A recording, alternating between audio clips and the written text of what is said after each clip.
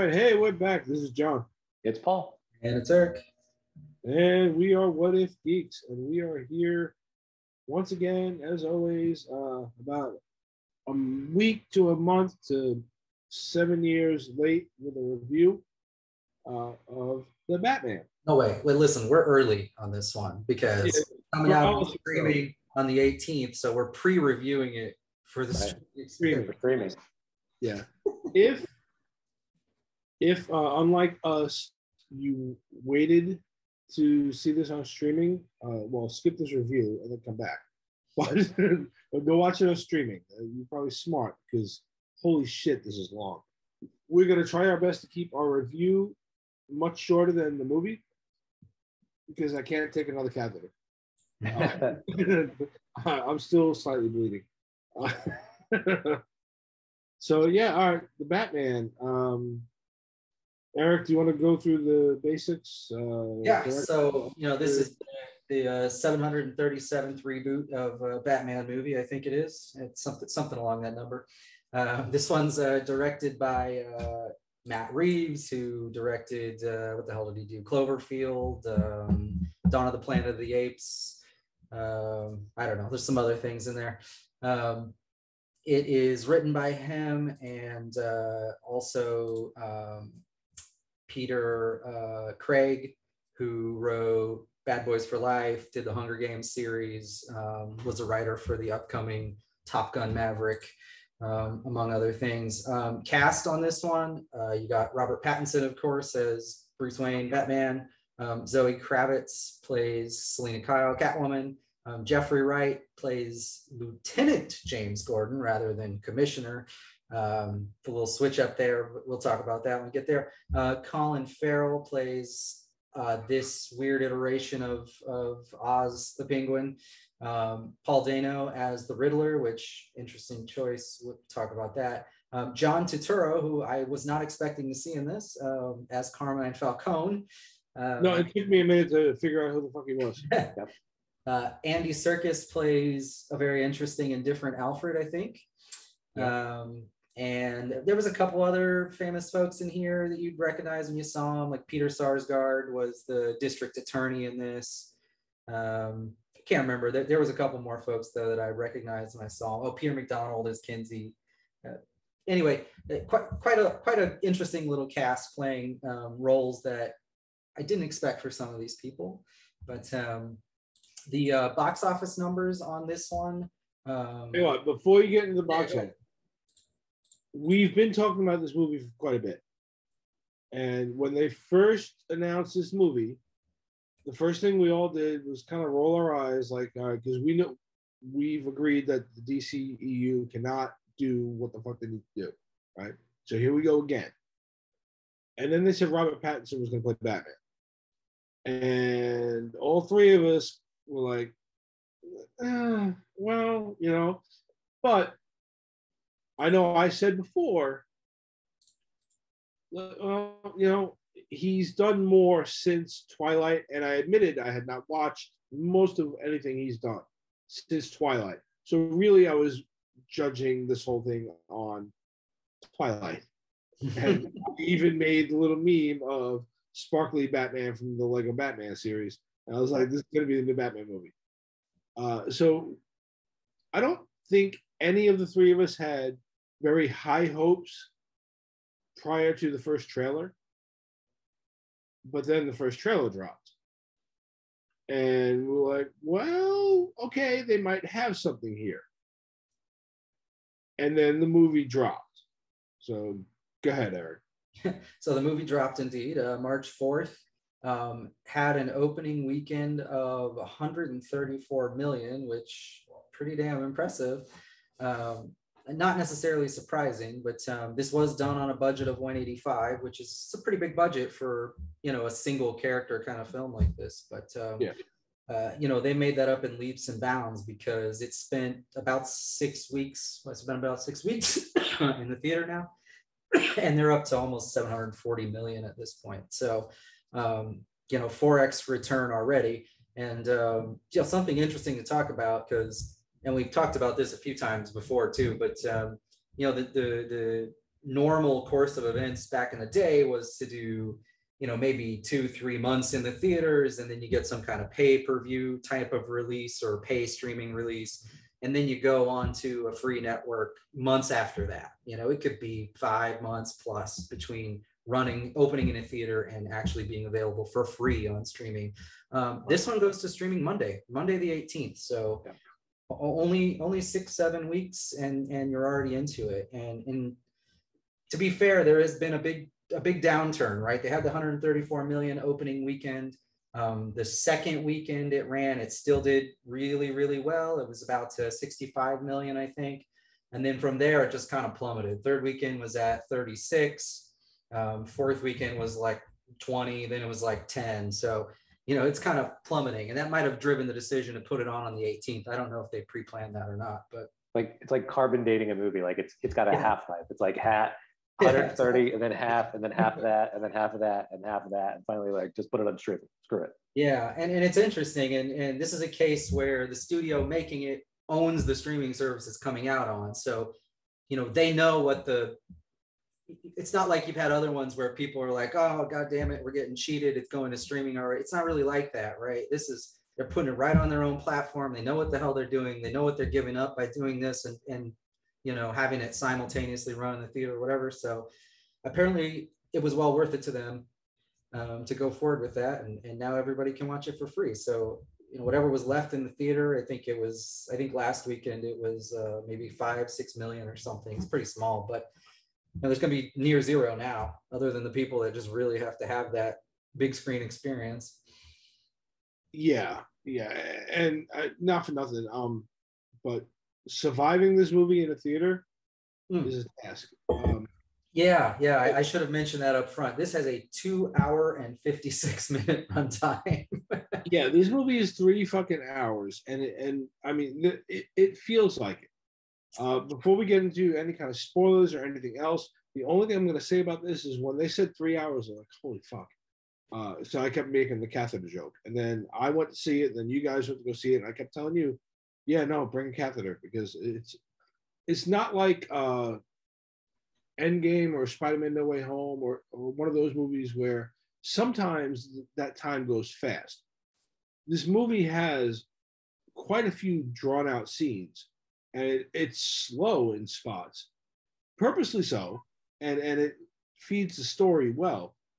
But there were many times in here where I was like, I can see where you can kind of clip a little bit here and there and drop that runtime.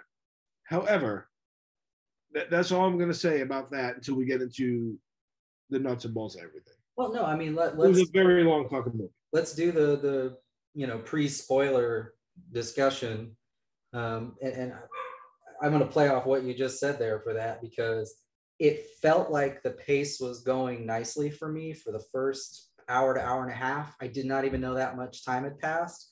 And then I think it started to feel a little slow. And then I had my first piss break, must have been 2 hours in. And then when I came back, and I'm like, damn, nothing really happened while I was gone in the restroom. But, you know, and then it started to feel kind of slow after that. At the same time, though, the you know, the sort of aura or the feeling of it at that point in the movie was giving me, like, you guys ever watch HBO True Detective? Yeah. How there's like this really slow, deliberate pace of things happening. Yeah. Kind of what it felt like. And to me, yeah, like I said, the pacing of this was deliberate. There was a reason they did it, but there were still scenes that they could have probably snipped. A few seconds here, a few seconds there, and then overall they would have probably snipped about 20 minutes off this fucking movie. Right. There's a lot. There are points where they just like dwell on his face, and there's nothing really happening, and it's just kind of like giving you those, like, you know, that silent guy, disconnected vibe. Like, okay, yeah, we already got that in the beginning. You don't have to like draw out this fucking conversation that way.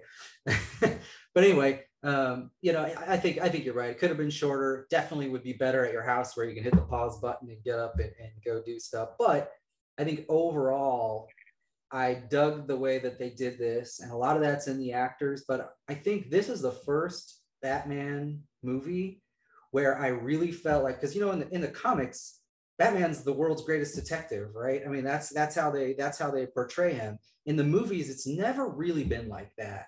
And this particular movie, they really brought in that detective thing, right? I mean, I won't spoil anything from the movie, but I mean, they literally make him a detective. I mean, like, and it's beyond that. Is the other Batmans have like struggled to solve riddles from the Riddler. Everything with him was instant. Like, I know the answer to that. I know the answer to that. Yeah. Well, before, and it was like simple riddles that my 10-year-old could solve, and Batman was like, it was like the '60s Batman. Like, I don't know what the hell that could mean. I have no idea. Yeah, it was cheesy, but yeah. So I really like the way that they integrated that, and part of making the movie slow actually helped with that idea of him being very observant, watching things. He doesn't always necessarily say stuff, but it probably made for a more true to the comic kind of Batman. And the only other thing I'll say, and I'll shut up and I'll let you guys talk, but the other thing that no, actually, go ahead. I'll just let you talk. I want to save it. So Batman's my favorite comic book hero. This is the Batman that I like the best. The more detective-y sort of Batman. This is a very, if you've seen or read The Long Halloween, this is an intricate mystery. This is a very human Batman. This is not the one that is part of the Justice League that can get kicked through a brick wall and fight Darkseid by himself and has the way to beat every other member of the Justice League, like in each pouch of the utility belt. Right. This is like, in the comics there was a year one sort of series and then graphic novel, and there was a year two. This is like the year two. He's been doing this a while. He sometimes goes out without the suit, but like baseball hat, just doing a stakeout. I really liked, there's an interesting palette to this movie too. Like it's all sort of gray and black, and there's no bright colors. Gotham is, as it always is, I think. I've never seen any of these where Gotham's like a nice place to live, but this Gotham is a complete shithole. Yeah. And nothing redeeming about it. I think I don't know if I texted both of you, or I just texted John after I saw it, and I said, "Dear Robert Pattinson, I'm sorry, your friend Paul." Yeah, he was better than I expected, and yeah, I really like this movie. Yep. And all right, so I mean, feeding off of what both you said, on that note, Paul, I want to delve more and more into it as we're talking with the Robert Pattinson thing, because all three of us made our jokes, but we all agreed we're gonna wait, because we said it. We said it on this podcast numerous times. Years ago, there were petitions to stop Michael Keaton from being Batman. There were petitions to stop Heath Ledger from being the Joker. So we were like, you know what? Just fuck it. He's acted in other things, and we all said, let's try to watch something else he's been in. And he's been in the stuff like The Lighthouse or whatever that I went back and watched, and I'm like, all right, the guy can act. So let's see what he can do. I mean, let's see what he can do outside of trying to play a fucking vampire in fucking Forks. I mean, like, let's see. And I was not disappointed. We'll get further into that, right? But I appreciated everything he did. So like you, I was like, as much as I made fun of him, because this is what I do, that's my default mechanism, I make fun of everybody, he did great. This movie, while long, was probably one of the best Batman stories I've ever seen or read. And we'll get further into that when we get into spoiler territory. And it's definitely got the legs to do more. and I'll leave it there because I want to get into the spoiler shit because I can't talk about this without getting into the actual movie. I'll just leave it there. It's got legs to do more. It's building on something. So spoilers, sound effect, whatever. I'm going to start here and then I'll let you guys take over. The first thing, like we said, this thing is definitely it's different. It's but they told us ahead of time that this was going to be a different take on the Batman. They wanted to focus on the detective side of him, right? From the very start of this movie, they gave you that old school detective noir story feel where it opens up on Batman, Bruce Wayne, Robert Pattinson, narrating, right? He talks, he's just talking to you about what he does. And he tells you about the city being dark and crime ridden and whatever. And that's to Paul's point earlier of how this Gotham is just a complete shithole. It's all of these mob families are fighting about, who's going to run shit, whatever. And we can get more into that later too. But he talks about how dark this place is. And they do this montage of crimes that are happening. Like there's a mugging on a subway, there's something in an alley, there's something else going on, whatever. And he says, I can't be everywhere at once, but I use the shadows to make them think I'm there. And that one floored me. I was like, that was so fucking cool because they do this as these criminals are like attacking people. There'll be a shadow or something and they'll stop and look because the bat signal is up. So they look up and they're looking around. So he does have them all running scared. And then they finally end on like the one in the subway or whatever, where then you start to hear his theme music and you hear his feet as he's walking through the darkness. And that was a really cool intro to the whole Batman thing. How like, no, I can't be everywhere at once, but they fucking think I am, and that was really cool. So, all right, go ahead. And then I think to take that scene just a little bit further, when he ends up, they end up chasing the guy off the car into the platform, and then you see him. He's done this enough. He Batman by now has done this enough times to sort of know his equipment and what it can do, and so he doesn't even need to dodge all of the some of the shotgun blasts and the other stuff. He beats the hell out of those guys. Yeah, he lets them shoot them when he can let them shoot them. Yeah. And it's not like a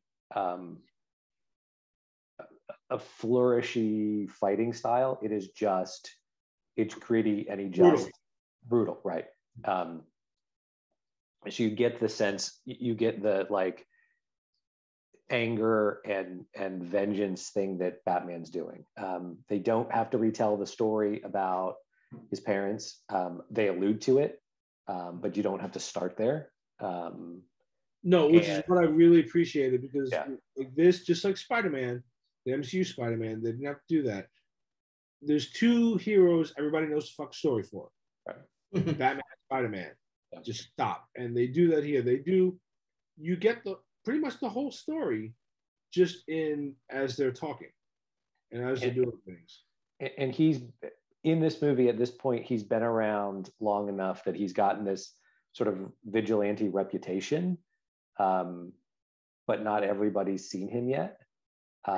Until he's called into the first crime scene and he walks through it. It feels super awkward. Yeah. As these officers are like, dude, am I supposed to let you through? Yeah. That was the key. Because when he attacks what appears to be the Joker gang, right? Sort of. I mean, seems like they look like they would be. They're very Joker-esque with their makeup. And it's right out of the trailer. You know, the guy's like, what are you supposed to be? And he beats the piss out of one of them. He's like, I'm vengeance. So not everybody knows him, like Paul said, but his reputation is out there. Like they know something's out there, but when he shows up, they don't all know him on sight like they do in like the 60s show or whatever. You know, like everybody knows who Batman is. They don't all know him as soon as he shows up. It's like, what the fuck is this? And then he fucks them up. And, all right, you know, now we got a fight on our hands.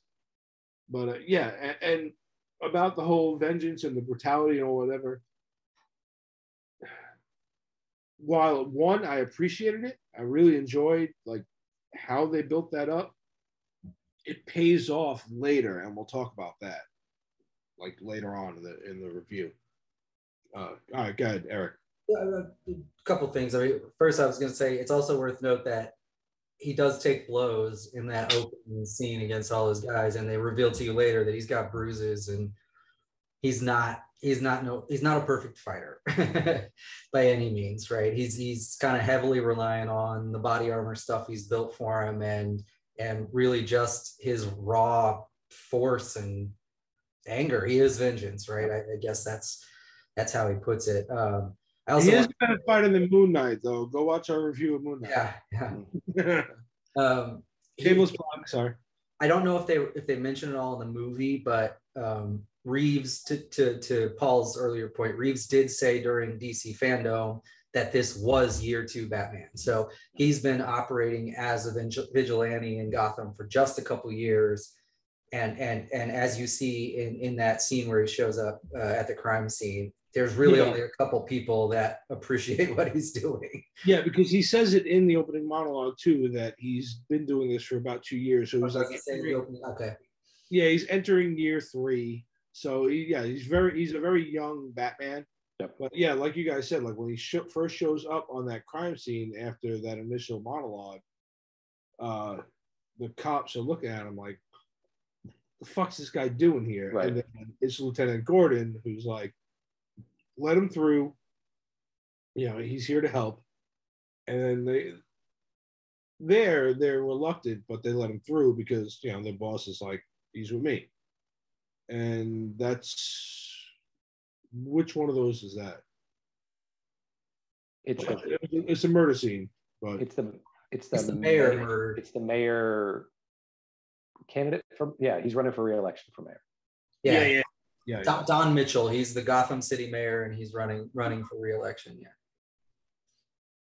And we see him get killed before this scene happens, but that's another thing worth talking about, I think. Yes, it is. It is. The Riddler in this is, I mean, you want to talk about taking something dark. So, you know, Riddler is not the Riddler you have ever seen before. Yeah. He's 100% not fucking Jim Carrey. He is not the cartoon Riddler. Yeah. Not in a green suit with question marks all over it. Yeah. So, you know, in the comics, Riddler's always sort of depraved and got this Mad Hatter-esque thing going on. In the comics, right? And he always dresses flashy with all the top hats and right. This it's very manic. He's got the bowler hat, but he's very manic but focused at the same time, where he's focused on the riddle. Where this is like he loves his riddles, but he's really, really dark.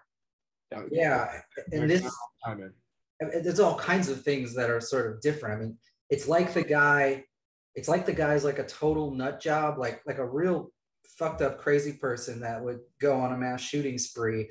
And he's been like, I mean, he's fed up with shit that's going on in Gotham, but I mean, it's revealed later that he's kind of been like fed up by a crowd of other extremists that have sort of, you know, latched onto him and like what he's doing and want to imitate him.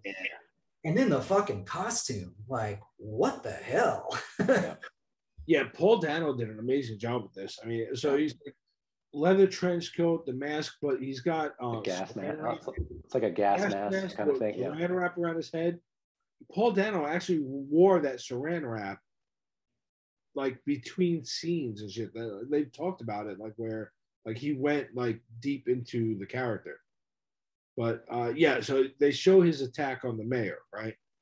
And I will say this is the point where, while this movie is PG-13, you don't actually see the gore and shit like that. It's a very violent movie. Yeah. When he attacks him, right? He attacks him with a weapon that you find out what the fuck it is later. But he attacks him and fucking bludgeons his head in or whatever. But you don't see any of that shit. But what the way they shot that scene, Noah was sitting next to me and he was like, his eyes got big for a second. And like he crawled back in the theater seat, like, what the fuck am I watching? And Heather leaned over to me. She was like, is this okay for him? And I was like, too late now. Yeah. So I mean, he's watched PG-13. I thought he watched, at the end of the movie, I thought he watched worse. But at that moment, and for at least a little bit, anytime they had anything with the Riddler and like that kind of shit, I could see his mind working like, this is fucked up. By the end of the movie, Noah was like, that was fucking great. But like those scenes fucked him up for a second. Like he was like, holy shit, this is intense. So I have to imagine, I'm gonna jump forward and mention a few things that are later in the movie, but I have to imagine that whatever cut they had originally that got reviewed for a PG-13 rating, they had to go back and remove shit because this like rode the line, right? Because they don't show hardly any blood anywhere, which I think was part of getting that PG-13 rating, but it's no less gruesome without it. I mean, there's sort of brutal ass beatings. There's a guy getting bludgeoned to death. There's a thumb cut off. There's almost a mass shooting event.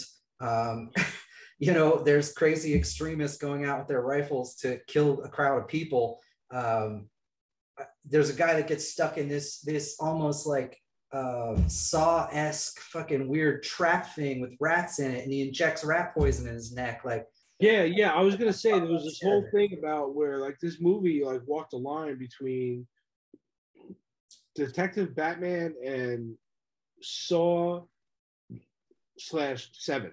Like there was this whole like it was dark. And 3 assassinations. Yeah.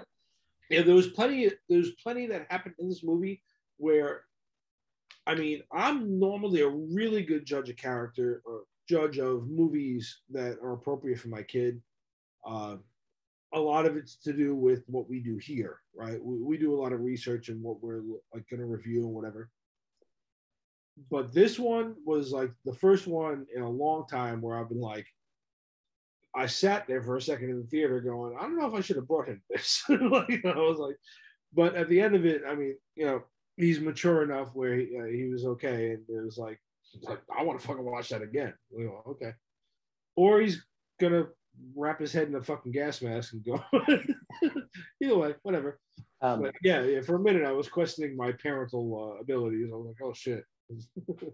Yeah, I loved that they have him then go on social media and do that whole thing.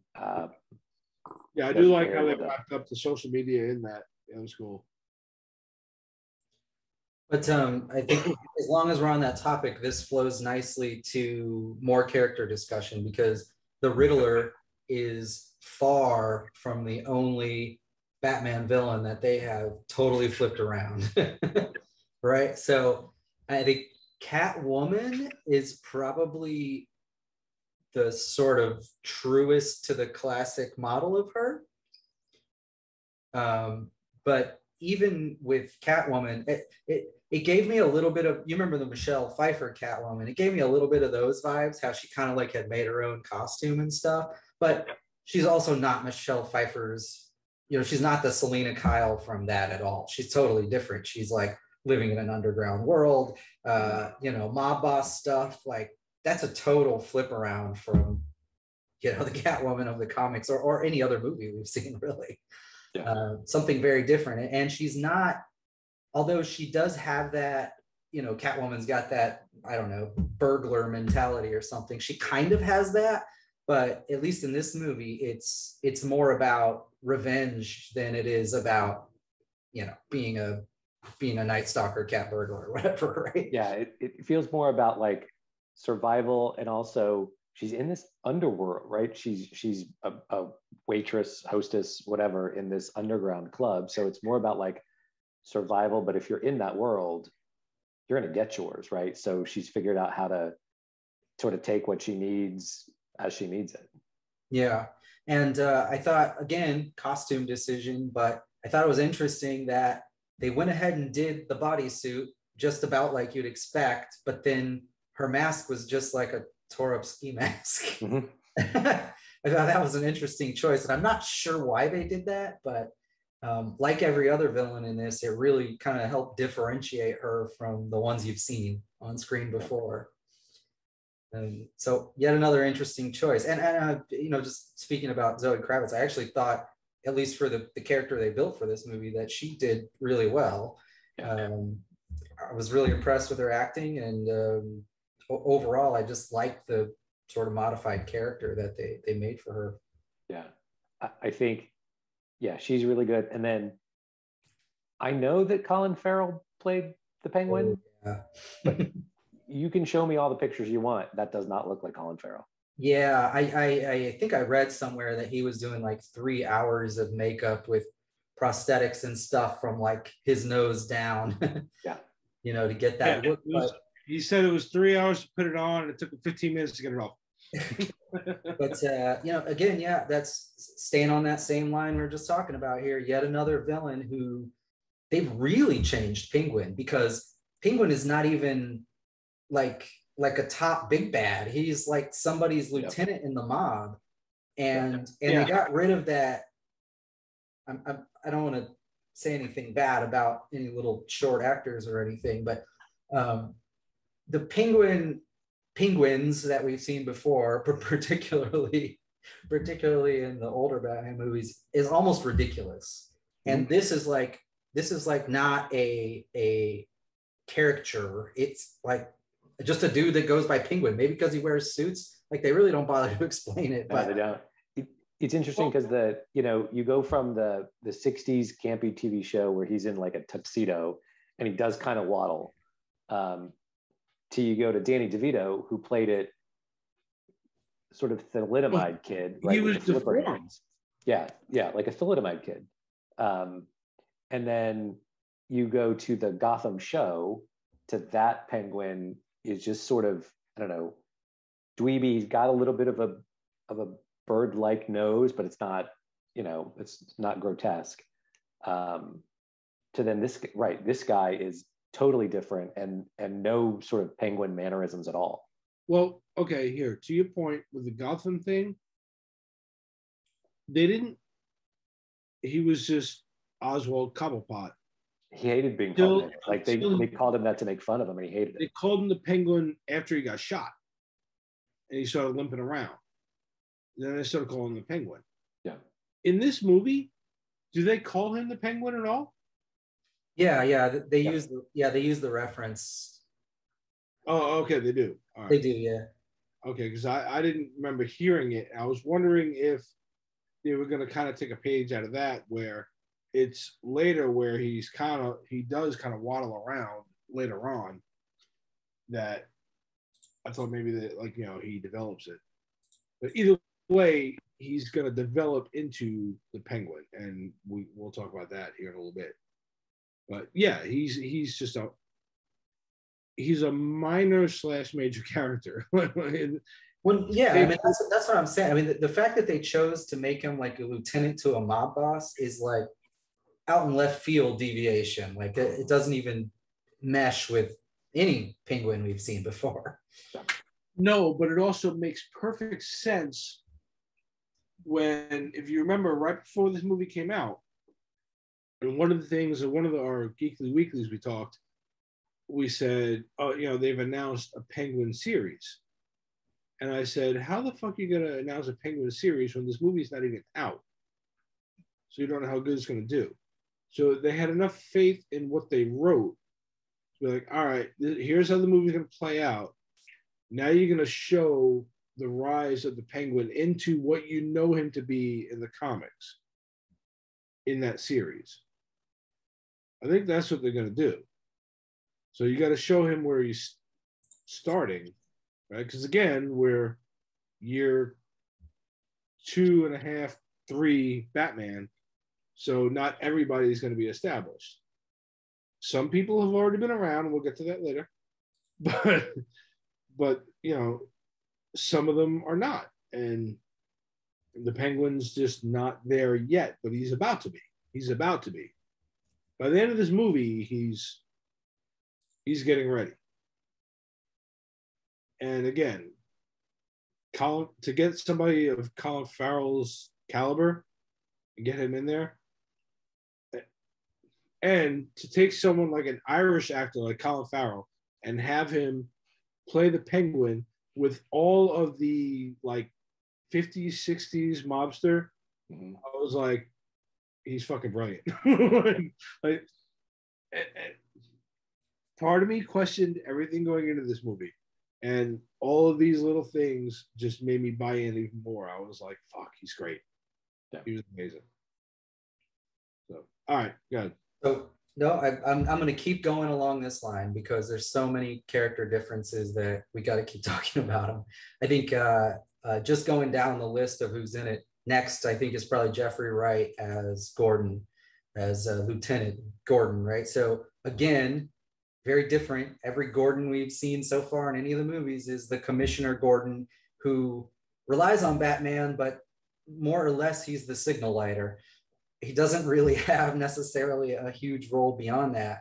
And in this, I mean, he's almost the one Gotham PD guy who's like really got faith in Batman and has like a connection to him, even though he doesn't know who he is, you know, has like a real connection to him. And I'm sure you guys saw that they're doing a Gotham PD spin-off series on HBO Max, which is going to follow Jim Gordon as his time in the police force prior to this movie. So I think this Gordon, same actor. Yeah, yeah. So I think what they're going to try to do is sort of explain further in that how these two ended up sort of how they are now, because we don't get the full story in this movie. But staying on topic, I mean, again, it's a very different Gordon.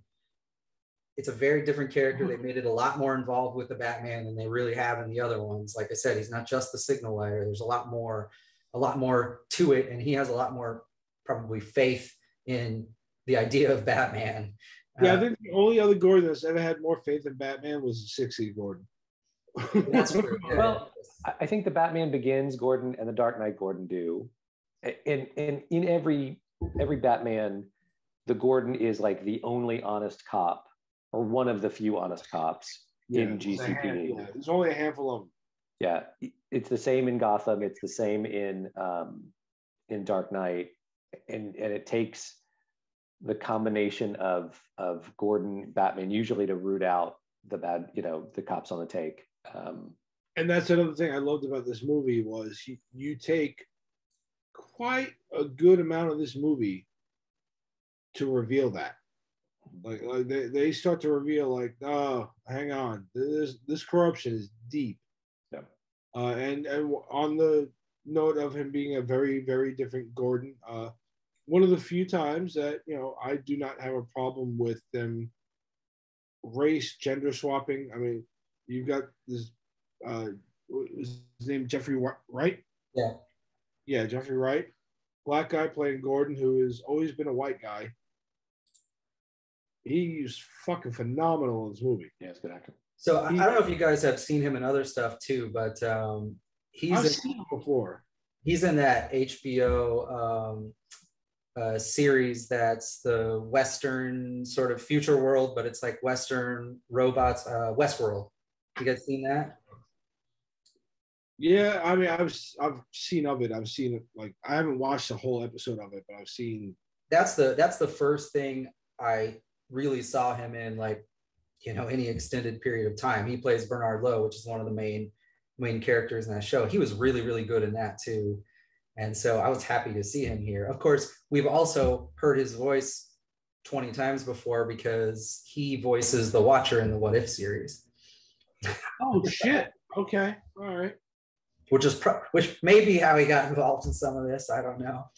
Yeah. They're all connected. Yeah. All connected somehow. I think the one other character we probably have to talk about being this one not hugely different, but still different, is the Alfred that's played by Andy Serkis.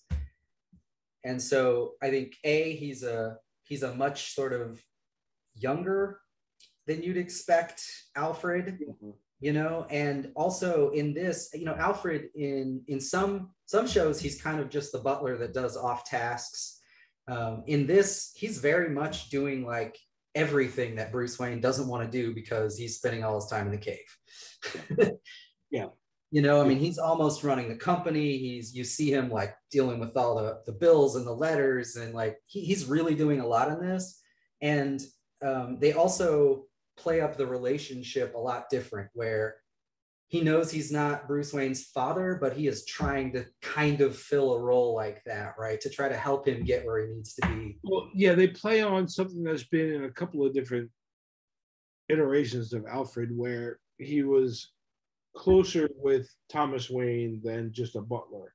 Yeah. They were friends, and he came to work for him and whatever. But yeah, they start to kind of dwell a little bit on some of his background. His background is probably not the best, probably some military, some whatever, because they've tweaked that a little bit in some of the more recent iterations of him, where he's got a lot of military experience. Yeah. They did a lot of it in Gotham, which is kind of cool.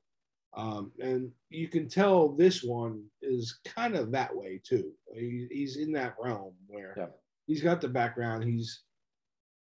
I think at one point he is stitching him up too, right?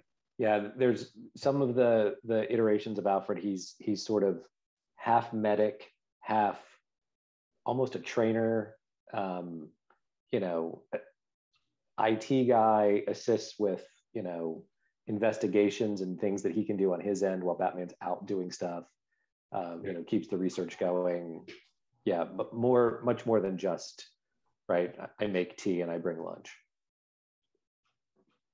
Yeah, he's much more of a help.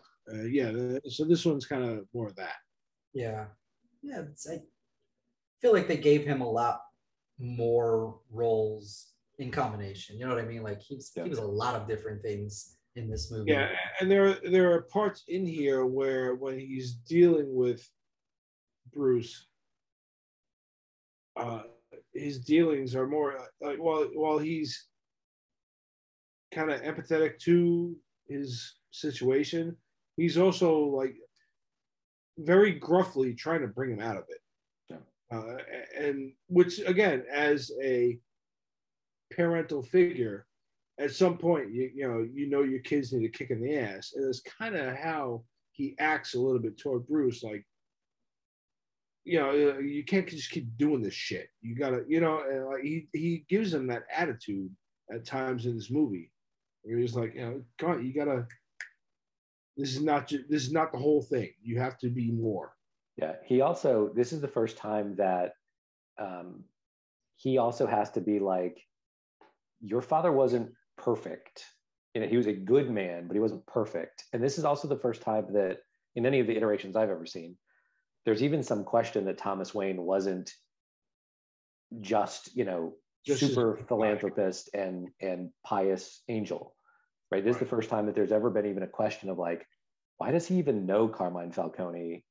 Why did they have a relationship? Every other movie is like, Thomas Wayne is, the greatest person ever, philanthropist, super guy. And he was just shot in an alley, and that was it. Yeah. Yeah, and this is the first time that there's even a question of like, he did something to kind of bring that on. Again, why does he know Falcone? Why did Falcone come to him when he was hurt? Like, all this stuff, and Alfred is the guy that's like, you have to understand, it was complicated. Like he's more good than not, but he wasn't an angel.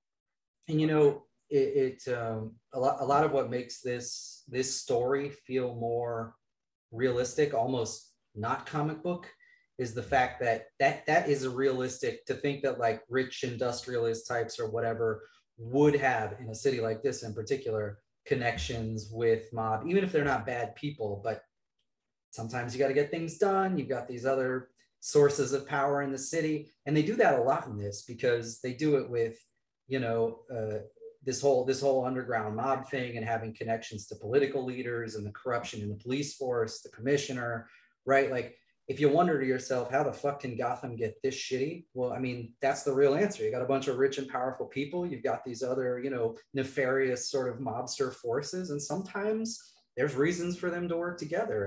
And this is what you end up with, right?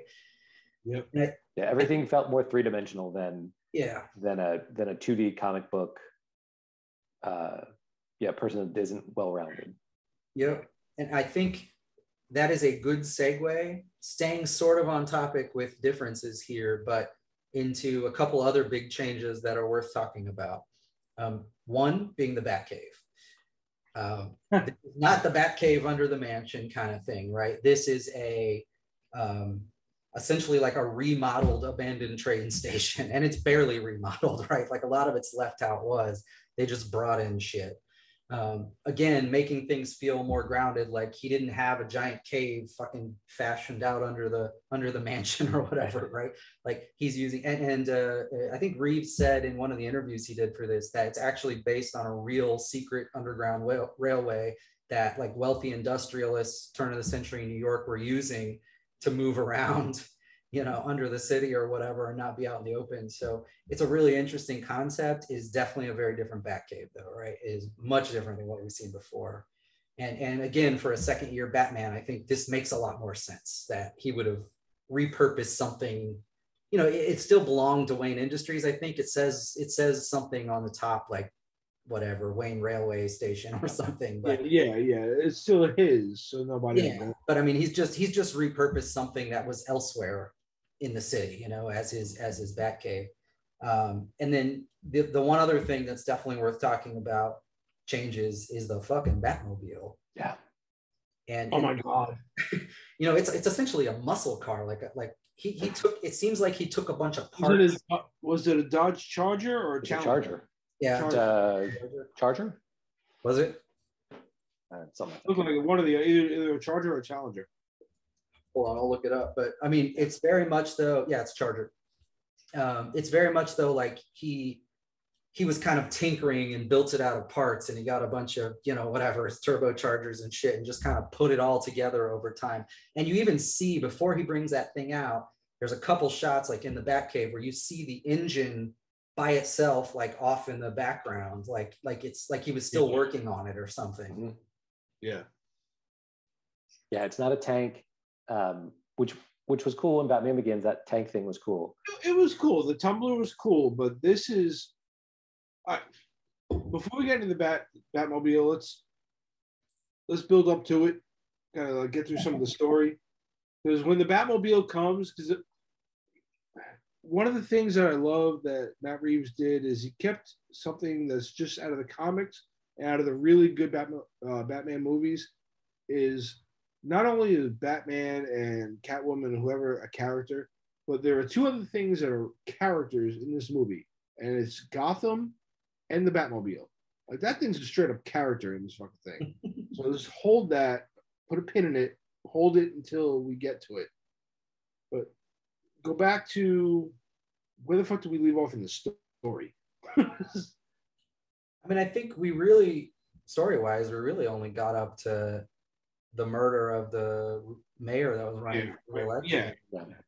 Because he's looking into that, and then while he's looking into that, that's how he finds Selina.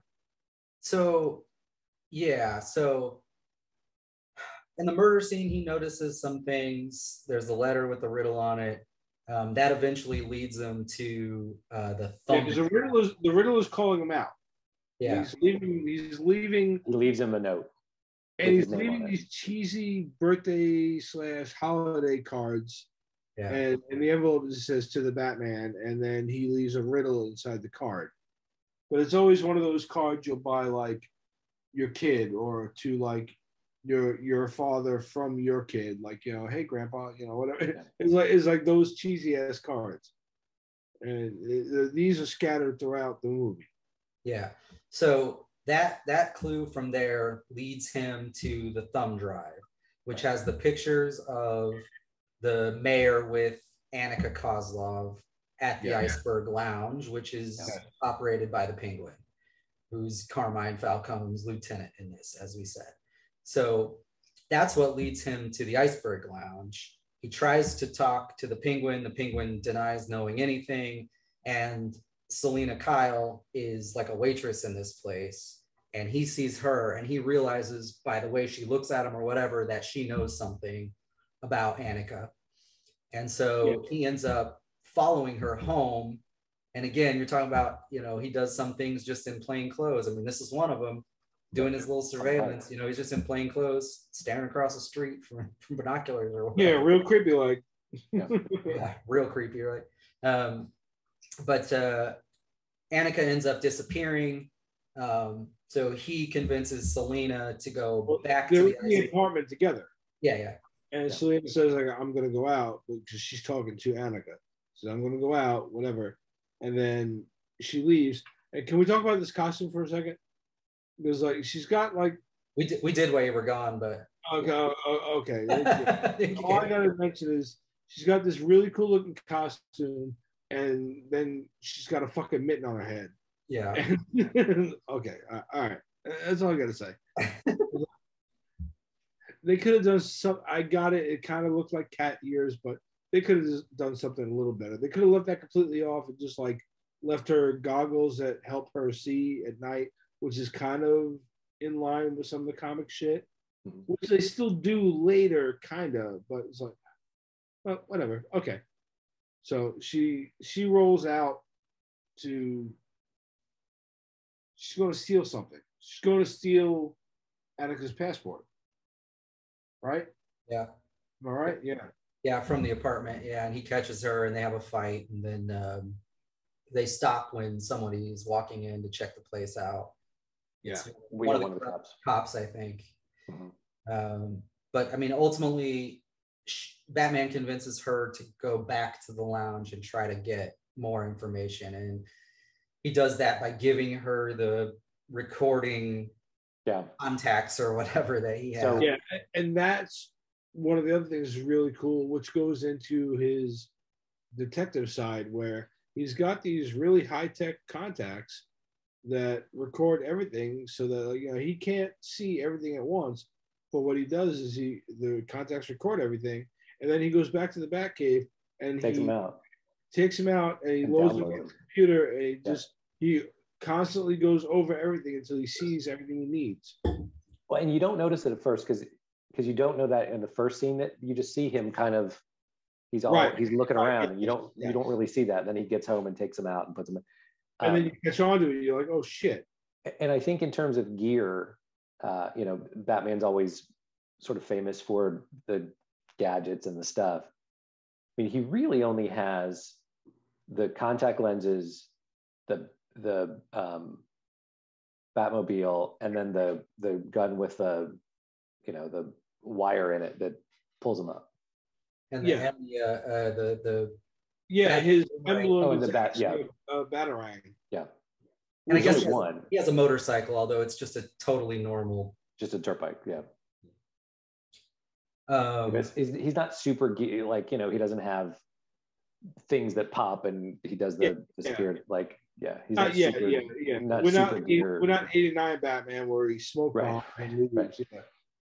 But like the Batarang, this part where that was a functional Batarang, that was cool to me, because remember we were talking about before the movie came out, they were all talking about how the initial bat symbol they changed it, but it was initially like he had taken the gun that killed his parents and taken it apart. And that's what he made the bat symbol out of. But then they changed it, and then that's what this became. Yeah. Where it's a functional Batarang. And I was like, oh, all right, that's pretty fucking cool. I'm sure there'll be more gear in Batman 2. Or Batman Forever. Whatever they're going to call it. Batman Forever again. All right, go ahead.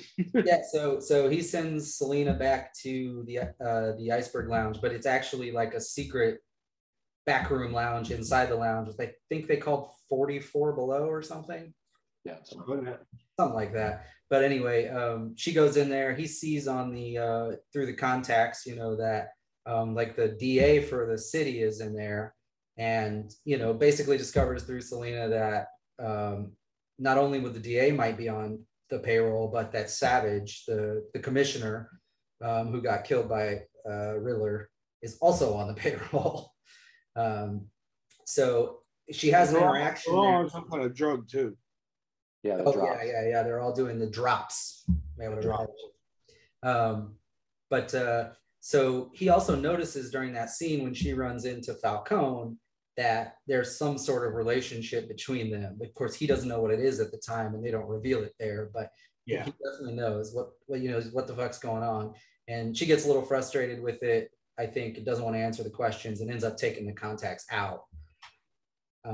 So he doesn't get to see the rest of what happens there. But when the DA, his name was something Coulson, can't remember what the hell his first name was, but Loki kills him, and then, sorry, Gil Coulson, isn't it? So when he leaves the club that night, the Riddler is in the back of his car, ends up grabbing him, and then straps what looks like a bomb to his neck, right? Which a little bit later, what's that? Saw, exactly, yeah. And I don't remember what happens exactly in between, but I might have this out of order. But he ends up sending him with the bomb strapped on his neck in his car through to the funeral. Yeah, so it's the funeral. The mayor's funeral. Yeah. The mayor's funeral, yeah. And he sends them right through the doors and crashing into everything. And they clear everybody out. And there's a scene before that on their way in, because Bruce Wayne attends the funeral. Oh yeah, that's right. Where he has a minute with Falcone, and they have a thing about, he knew his father, something like that. Yeah. Yeah. And he Falcone has a little back and forth with him about his father, but there's another scene too right before this DA shows up. Well, when they're in there, Bruce watches the mayor's kid walking in and sitting down, and he's like, they lock eyes for a minute. So it's all building up to like Bruce realizing the parallels to his life and like his own humanity kind of thing, like, again, building up towards something later in the movie. But because right now, let's pause here for a second and say, I've loved the Robert Pattinson Batman. This version of Bruce Wayne, at first I was like, I don't know. I mean, it's taken its toll on me, right? Because everyone kept joking around about him being emo Bruce Wayne, right? But then when you take a step back and you realize, you watch the entire movie, even this version of Batman, they all coincide with each other. The version of Batman and the version of Bruce Wayne. He's early in his mission, so he's only focused on being vengeance, right? Even as he's not thinking about Wayne Industries, being Bruce Wayne, doing any of that. He's only focused on being Batman, right? Which we've said before. Batman is the one hero where the guy in the suit is the real guy, and the real guy that everybody else sees is actually the mask, right? But here, the mask isn't that great yet. Right? It's not that great. But we'll get more into that at the end. But this is one of those moments in that movie where you see him kind of break for a second when he looks at this kid. And like you realize, you see him thinking like about what he's gone through. All right, this goes back to the earlier part about Alfred, but you get a clear indication that this Bruce Wayne doesn't give a shit about Wayne Enterprises.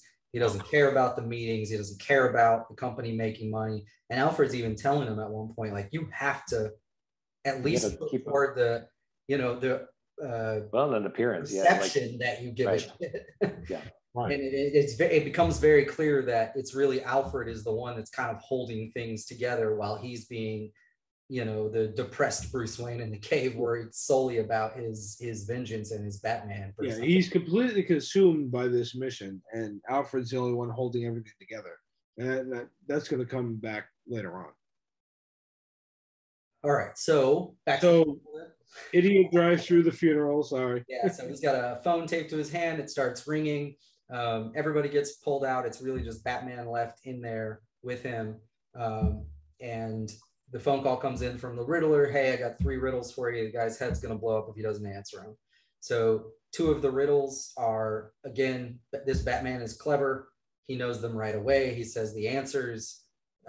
Coulson gives the answers back to the Riddler. But then the 3rd riddle has to do with not really a riddle at all, but giving up the name of the person that was responsible for ending Salvatore Maroni's operation and the biggest drug bust in history and whatever else it was.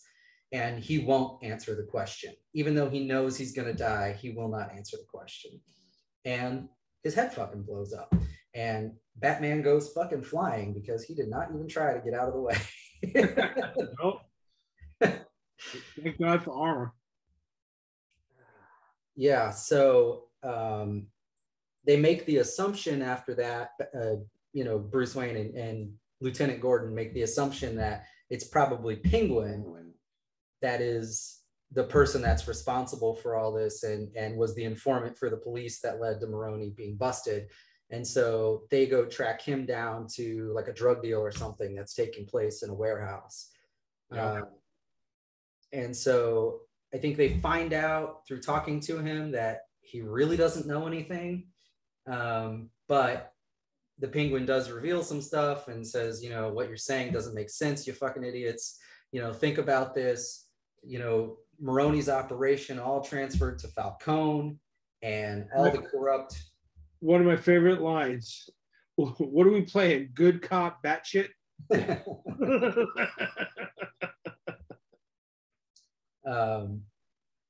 So yeah, the corrupt police officers and everything. And I think they realize at that point, it must not be Penguin. It's got to be somebody else, right? So I think Selina shows up at this point, and she's coming to steal the money from this drug bust. Yeah. And she's not doing it because necessarily she wants the money. She's doing it to get back at Falcone for something that hasn't been revealed yet, but I suppose we could talk about it. But also she got to keep the money. She wouldn't be upset. Yeah. Yeah, it helps. So the penguin runs off, I think, and then Selina finds Annika's body in the trunk of a car. Yeah. Yeah. Well, that's when the Penguin goes to make a run for it. And that's when This is where we have the chase. Yeah. Yes, yes. This is when we have the chase. So you got that one alley, and all of a sudden the fucking headlights light up, and there's your Batmobile. Yeah. And I think the best thing about this whole scene is the fucking thing stalls out. For like a split second. Like he starts it, it revs up, everybody's like, oh shit, and then it stalls. And he's gonna start it back up again. like he flooded the engine or some shit. And I love in the chase when Penguin causes this massive accident. Oh my god! And he looks back. He's like, I gotcha, whatever. And then you see in his rearview mirror, you see the Batmobile sort of fly over, and Penguin's just like, holy shit. Yeah, and that was in the trailer, and it was one of the best moments out of the trailer. But even knowing it was coming, it was so good in the movie. Yeah. Like when that Batmobile comes flying through and just fucking like wrecks him, and he's upside down, and Batman gets out and just starts walking, and they do that upside down walk. It was shot so fucking well. Yeah. So they get another clue from the Riddler around this point. I don't remember exactly when it happened, but not really that relevant. That leads them to an abandoned orphanage. And there's videos playing there. They start to sort of unfold the story of why Riddler has a grudge against not just Batman, but the whole Wayne family. And that the Riddler clearly knows who Batman is, his real, persona. Yeah. You're led to believe. Yeah, you're led to believe, right? You're led to believe. So I guess what happens, and again, chronology, whatever, maybe a little off here, but Bruce Wayne's mother has some sort of mental illness, right? And Thomas Wayne is getting ready to run for mayor, or he's running a campaign. A journalist threatens to leak the information about his wife and her issues, and he doesn't want that to happen. So he goes to Falcone and basically says, silence the journalist, not thinking that Falcone would have him killed. He'd already tried. He'd sent him a cease and desist letter. He had done all this stuff. And I think this is also where what they say is that Martha Wayne, her maiden name was Arkham, which is the first time I think I'd heard this. I've never heard her name associated with Arkham Asylum. This is new, I think, in this movie, is that she's from the Arkham family that built Arkham Asylum. He's a Wayne, and so you've got essentially the two biggest families coming together. But she has a history of mental illness, and he didn't want that to come out.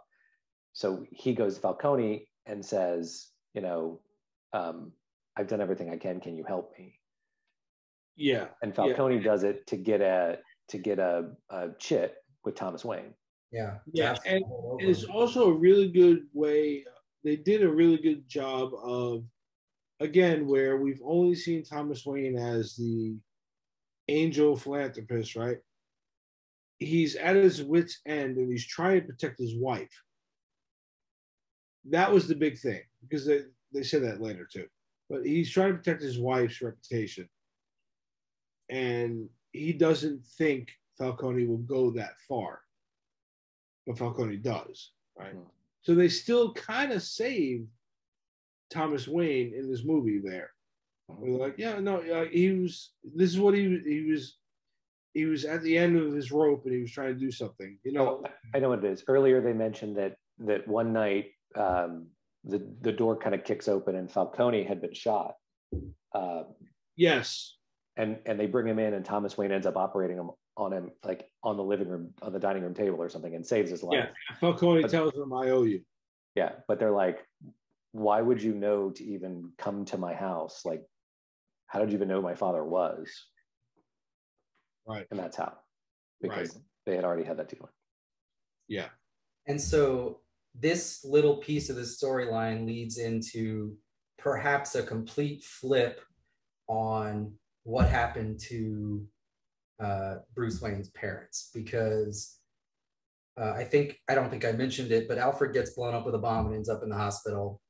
Yeah, it's part of for Bruce Wayne, but one of the Riddler packages and traps and booby traps that he sends, because it's the sins of the father, right? So what Thomas Wayne did is now visited upon the son, and so he sends this package for Bruce Wayne, and Alfred's going through the mail and he's like, oh, Bruce got a letter, and he opens it. Envelope inside says to the Batman, so you think he knows who he is. But okay, let's go. Well, all right, never mind. But what keyed me in later is the card they sent to the Batman is in this little fireproof envelope. Right. So, all right, got it. Yeah. So Tom blows up and fucks up Alfred. Yeah. So Bruce, now knowing that his father had dealings with Falcone and kind of what happened, goes back to Alfred to confront him, because he's believed up until this moment that his father was like a totally upstanding dude, and now he's really having doubts about it. But Alfred says to him, of course, that wasn't the plan. He explains to him what his father was trying to do. It was just to get the guy to be quiet. It wasn't even for the benefit of his campaign. It was to protect his mother, basically, to make sure that her secret didn't get out, because he was really doing it for her, not for himself. He tells him that on the hospital bed, right? Yeah. Yeah, because they do have a really good moment. I give Robert Pattinson credit here, where his acting here was, because up until that point, he's been very cold to Alfred. Yeah. And he tells him while he thinks he's asleep how much he's just been distant to him and whatever, but he still needs him. He does this whole little speech there. And then Alfred wakes up and tells him what's been going on. Yeah. But yeah, there's a really good, like a really good scene there between him and Comatose Alfred. And part of, I don't know if you've gotten to this yet, Eric, but part of it is that Thomas Wayne was going to go to the police. I was just about to get to that. This is game changer, right? So this is the thing that may completely alter the story or the reason behind his parents being killed, because he says to him, your father was planning to go to the police and turn himself in, and Falcone too, when he found out that the journalist was murdered, but he was killed before that could happen. And Alfred says, he makes a comment to, some people think it was a random thug or whatever, mugging gone wrong. I think Falcone had your mother and father killed. That's a huge deviation from the story that we know, right? Yep. And it's not a confirmation or anything. I believe this is what happened, and I'm sure they're gonna reveal it in a later movie if it's true or not, but maybe not. But it's a very different. At some point, they got to bring the Joker in, so maybe they'll change this. Well, I mean, they've played with the shooting of Thomas and Martha a lot. Where, I mean, in '89 Batman, it turned out, Jack Napier was the Joker, and he's the same person that killed the parents or whatever. And I made you, you made me first. There's been a lot of that, right? But they have done the random shooting. This is just another variation on that, and it ties it together nicely. They did a good job with it. Where the fuck did Marconi fall into this? I remember they kept talking about Marconi comes in at some point in this whole story. I can't remember where the fuck he falls in. Well, so he was the who? The other. Oh, Salvatore Maroni, that guy. Maroni. Marconi. Yeah, so he was the big bad. Maroni. What the fuck his name is? He was the big bad mob boss. Correct. Before Falcone. Falcone, right. Yeah, and then after the bust happened, all of his shit basically got transferred to Falcone. All the cops that were in on this were corrupt. They were in on the bust with Salvatore Maroni. It was all done to transfer power to Falcone. Ultimately, is what they're going to reveal. They haven't quite done it yet, but it's okay anyway. So I think is he dead? I think he's dead. I think he's dead. Sal Maroni. Yeah, I don't think they never really say. I don't think they ever clearly say, but he probably is. I don't know. But so I think next, this is where Selina reveals to Batman in a following scene here that Falcone was actually her father. Yeah, and he didn't know though. He doesn't know he's her father. Only she knows that, and her mother. And her mother apparently told her that at some point in the past. And it's Selina's plan to kill him. This was everything she was doing was really leading up to hurting Falcone. It was nothing else really motivating her besides that. Yep. Annika, we learn around this point that Falcone was actually the informant. It comes around here because Annika was dating the mayor, and the mayor revealed to Annika, her friend, that Falcone was the informant for the police and that he had kind of set this all up and it was all done corruptly. And that's the reason that they disappeared her ultimately. And that's where they kind of revealed that Falcone he's the informant. He's the one behind everything that the Riddler was talking about here. Yeah. The one he's trying to expose, right? So they, at some point too here, I'm sorry, I'm getting flaky on the chronology again, but the Riddler it gets revealed that the Riddler was a forensic accountant, Edward Nashton, and he ends up incarcerated in the Arkham hospital, right? But the thing that he found out, I think, was that the Waynes philanthropy, what was that called? They had a name. I can't remember the name of it. Yeah. It was like a big fund for the orphanage and all the orphans, and it was supposed to be all, top notch, but it ended up being a fund for all kinds of criminal activity, and everybody was taking pieces out of it. And when he was a forensic accountant, he found that out, which is sort of what led him to all this. And he was himself an orphan there, and apparently it ruined his life. And the whole thing was a scam, and so he wants that revealed to the world. Yeah, because in among all of his shit, you see pictures of him as a kid in the orphanage. Yeah. Yep. So I think I'm trying to remember exactly what happens here, but I think Falcone is basically busted, and they're bringing him out of the lounge, and all of a sudden he gets like shot in the chest or something. Does he get shot in the chest? Yeah. And it's was it the renewal fund, something like that? Yeah, something like that. The renewal. Yeah, renewal. Like yeah. I really can't remember. But if we're not right, you're very close, because it almost sounded like something like the way they were like reforming Gotham. Yeah. Yep. So Falcone gets shot. It turns out Riddler is up in the window. He's the one that shot him. And the whole riddle he was playing, the whole bring the informant into the light, was all kind of a play on words to bring Falcone out at the right moment so that Riddler could assassinate him. Yep. And so that's exactly what happens, right? And so at this point, I think Riddler gets away, but they go into his apartment. Batman's searching around in there. He finds, I think, another riddle underneath a rat cage or something, but there's a bat in the cage. It's not actually a rat. Yeah. So it was the renewal fund. Yeah, it's the renewal fund. It's he's in there with one of the cops, and after Riddler's arrested, they're going through his stuff, and it's like, speaking of Seven, he's got these notebooks, sort of reminiscent of Kevin Spacey's character in there. He's going through the stuff, but it dawns on Batman that the weapon that he used to kill the mayor is one of those carpet things. That's what I was saying earlier. Yeah, it comes back later. And again, the detective.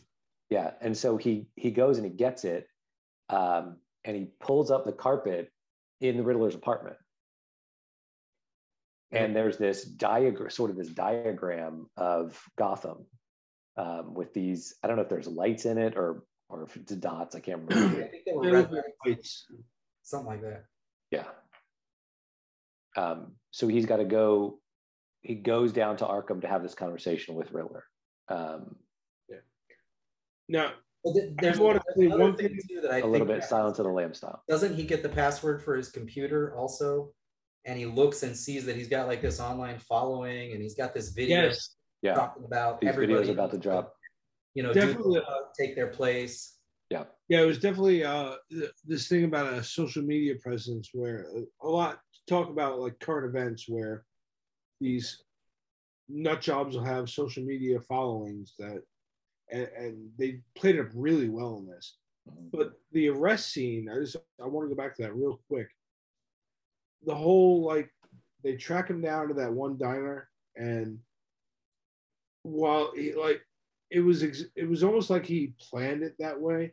And when they found him, because when they get him, he doesn't resist at all, right? He lets them take him, and he looks out the window where Batman is standing, smiles, and they take him away, and he even making a little question mark in the coffee, right? Mm-hmm. But it was a perfect scene. Like, I give credit to Paul Dano. Like, he did a really good job with that shot. Like, just that whole, like, the smirk, everything. Like, it was really, really cool. But yeah, so he finds the online thing where it shows a quick video of him talking, and then all his followers, like, basically, we're gonna be there, we'll be there, but whatever, arming up now. Mm-hmm. So he knows all of his followers are gonna attack something, and then they have this layout under the rug of lights around Gotham, and it's bombs, right? Yeah, it's bombs planted in vans near the seawall. Yeah. Because Gotham, wherever Gotham is sort of right at sea level. Yeah, it's like an island. Yeah, it's because Gotham has always been DC's allegory for New York City, kind of. Sort of. Metropolis is really New York City. Gotham is somewhere like Gotham's sort of New York, sort of Hoboken, sort of like no, it's close to Metropolis, but it's typically like some kind of, I don't know, New Jersey something. It's its own big city.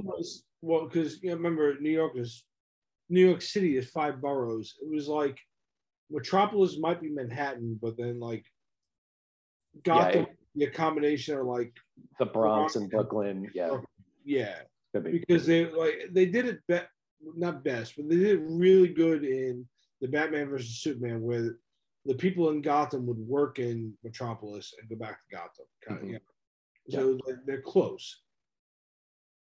So so it's surrounded by water either way. Yeah, and so at some timer the vans are going to explode, and essentially the plan is it's going to destroy the seawall. It's going to flood Gotham. Yeah. Yep, and I think Batman realizes fairly quickly after the bombs start going off that it's forcing everybody to the one safety high ground point, which is the Gotham Arena or whatever. Yeah. And he makes the connection at that point that all of his followers, where they're going to be, is there. Which conveniently they're also having the swearing in of the new mayor. Swearing in of the mayor is going to be there at the same time. Yeah, the mayor-elect, what the hell is her name? Bella Real, I think. Yeah. So she's there, and all of Riddler's followers are there. So she's up there making the speech, right? Yep. She's making her acceptance speech, and gets shot. And gets popped, yeah. Yeah. This was, but then the floodwaters start coming in. Yeah, this part too. This is where I really got a vibe, and so did my wife when we were watching it with the kids. Like, is this going to be like a mass shooting event where they just freaking kill everybody in the arena? That's really what it felt like was going to happen. Yeah, it did. Sending 20 guys or whatever the hell it was to just assassinate the mayor. I mean, that's way over. Yeah, because they even led up to it, because they line up a whole bunch of the Riddler's followers who are dressed kind of like him up into the scaffolding and into the area where they're getting ready to start this mass shooting event. Yeah. Which again, current events or whatever you want to call it, they were on point with that. But yeah, Batman realizes this is going to happen, so he shows up. I also like that he can't save Gotham, right? Because I think in prior Batman things, it might have been like he gets to enough of them fast enough that, the wall gets damaged, but ultimately it holds because, he got 4 of the 6 bombs or whatever. Right. I don't think he gets any of them. I think they start going off while he's in the apartment. And then he's got to go like react. Yeah, I don't think it's until the city starts flooding that he realizes everybody's getting packed into the arena, and that's when he makes the connection. He's like, "Oh shit, gotta go there." Yeah. Yep.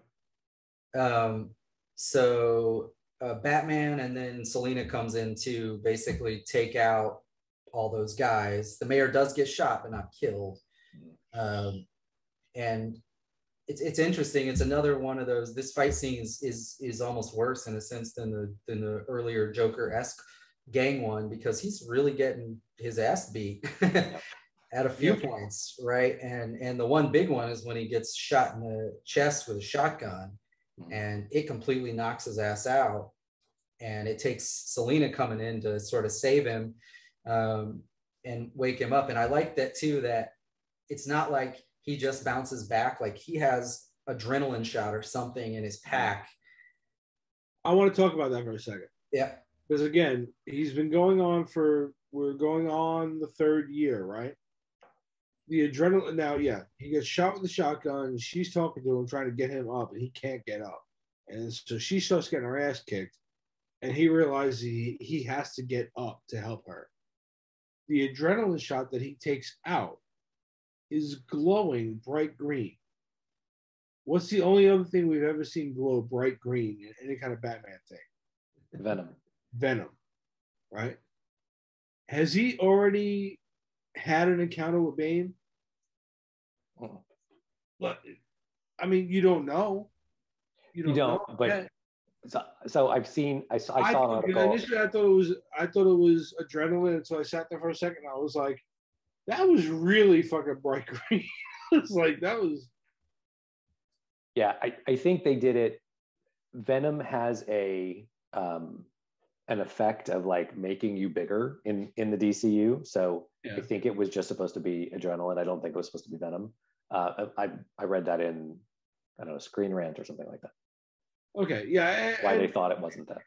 I would accept that because I would kind of hope it was just Venom because we're too new. Yeah. But at the same point, like the way it was glowing green, I was like, it took me a few seconds after he hit it, and then I was like, wait a minute. Could be. They didn't think so, but it's possible, yeah. Yeah. Because I think it's way too early for Bane, but you know. All right. So yeah, so he shoots himself with adrenaline and then goes fucking ape shit. Mm-hmm. And saves her, but then she's really got to stop him from going over the edge. Like, cause like he's lost his mind. Yeah. Because of the adrenaline. And he's like fucking this dude up. And she's like, stop. You know, you gotta stop. And then he stops. And like, because she stops him and like kind of like she tries to show him like, look what's going on. And the whole fucking place is coming down and being flooded.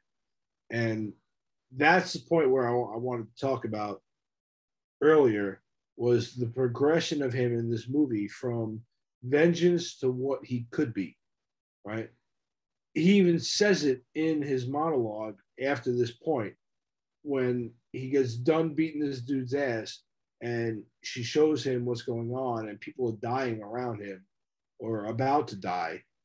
He looks around and he says, you know, I realize I can't just be vengeance. I have to be something more. And he dives into the water and then he breaks open the, what do you call it? My mind went away. Some sort of escape thing or some doors that like let the water out. Yeah, but the light too, the emergency fucking flare, the flare. Yeah. He breaks open the flare and he starts leading people out. And then you see him like he's grabbing onto the mayor-elect and he's whatever. And he's helping these people. And they start to see him as something different too. And that was key to me in this movie. And I was like, oh, fuck. Okay, they really fucking did it. Like, because, again, it reminded me too of what we've discussed of the Man of Steel thing, where I said, give him time to become Superman. And they never did. At the very end of this movie, they twist it to show Batman realizing what he needs to be. He's got to be more than what he's been trying to do. And I was like, all right. So it actually gave me hope for what they're going to do with this because they're talking about making it a trilogy. There's hope there now. Like he can actually, like you can actually do something with this from that moment in that movie where he's helping people. And he's more than just vengeance. Now maybe he's justice or whatever you want to call it, if you even have to give it a name.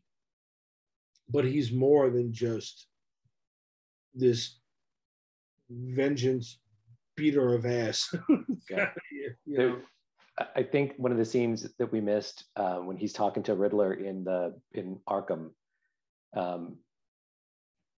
you have this feeling watching the movie that Riddler knows who Batman is. And he says something. Yes, going back to the bomb and everything, yes. And he keeps saying it, and you see this look on his face like, holy shit, he's going to help me, holy shit. And then yeah, because Riddler is talking to him about like everything that he's done and all the wrongs or whatever, and then he says Bruce Wayne, and he keeps saying Bruce Wayne, and at first you think he's talking to Batman, yep. and then you realize that Riddler he's naming the target that he was trying to go for. Yep, and he doesn't know. Yeah,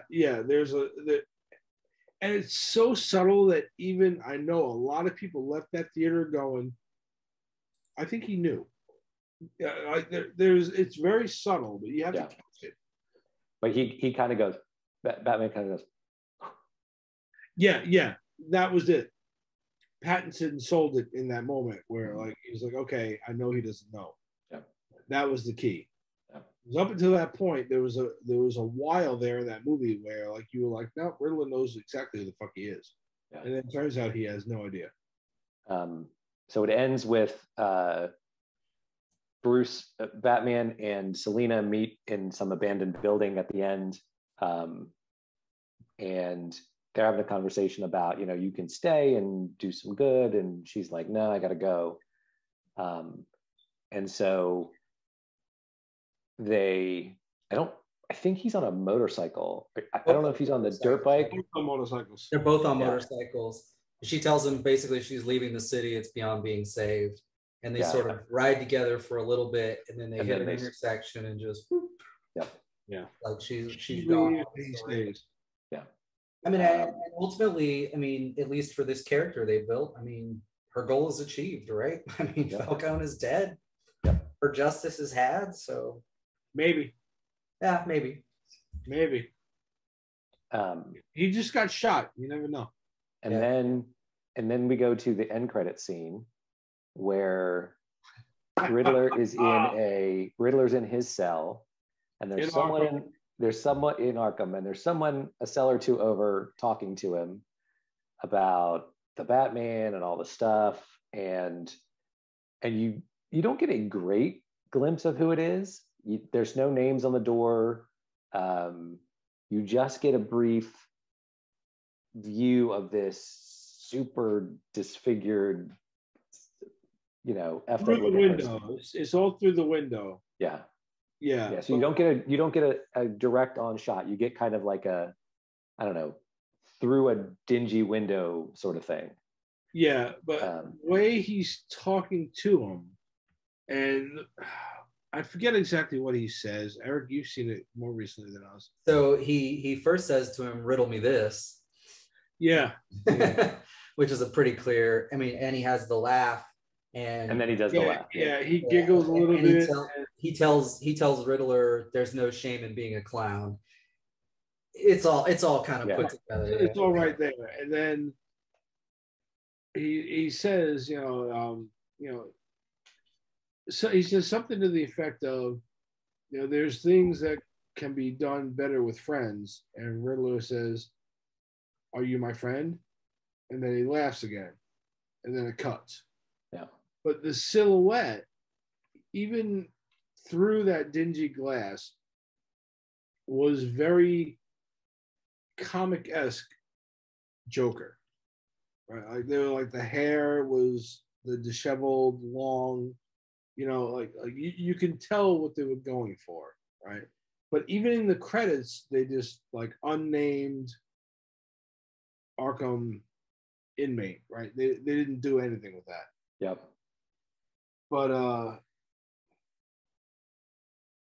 after that, well, we can go into the deleted scene and all that shit. Do you guys want to do the deleted scene before we get into our thoughts, or? Hold on, I'm trying to find the. What are you looking for?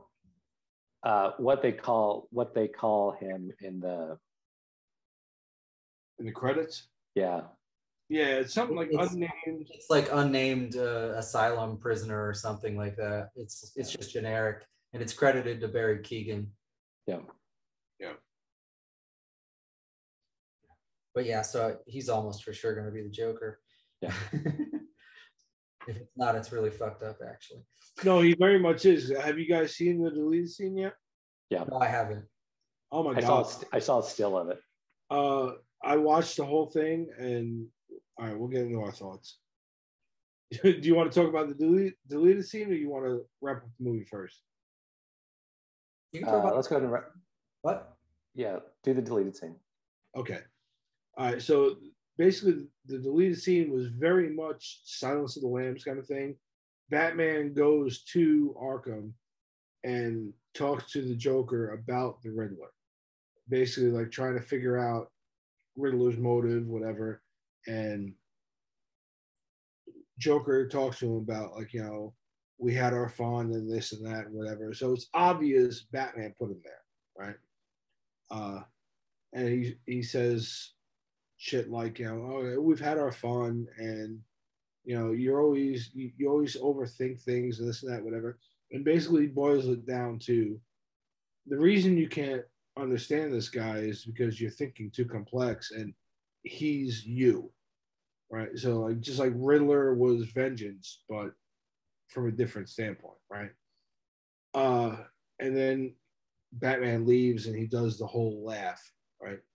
Now, I appreciated the actor doing it.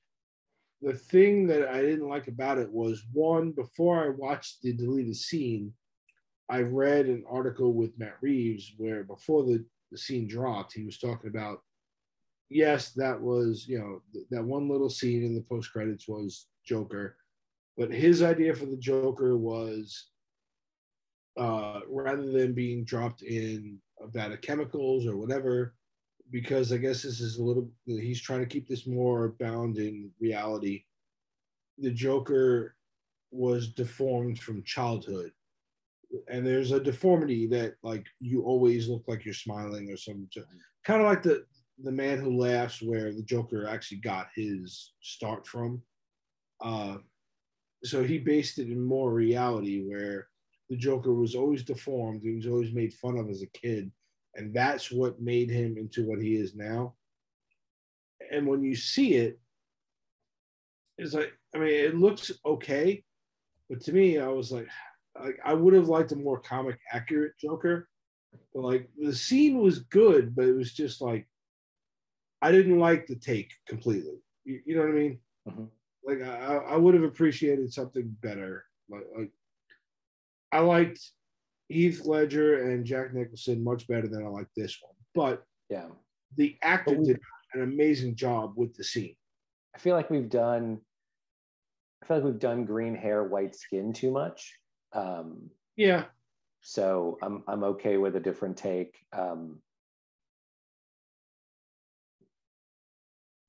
That's all. No, I mean, and don't get me wrong. I mean, I'm okay with if he's keeping it all grounded in reality. I mean, I think it'll be all right. I know Batman's got a lot of villains that are not quite based in reality, but again, the Christian Bale shit was mostly reality based, right? Two-Face, his face was burned, right?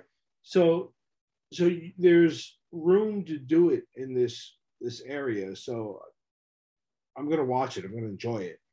I was kind of hoping for a little more comic accurate shit, but I was the opposite of you. Like I'd rather the white face and the green hair, but whatever. It's all good. The actor did a really fucking good job with that scene, and so when we shut this off, go watch it. It's really good. I think what. All right. Well, all right. Thoughts on the movie, and then where we go from here. Thoughts. Like I said in the beginning, I kind of wish it were a bit shorter, but I think as an at-home watch, 3 hours works. You can pause it. Ultimately, though, they've got a tendency to go darker and darker with every iteration of the Batman reboots. This definitely met that challenge in a way that was different, though. Everything about this movie is really like the ugliest sort of Gotham you could imagine, and the ugliest sort of course of events that brought it to that, with all this corruption and rich families and police and mobsters. Something very different, and really perhaps one of the best Batman stories yet.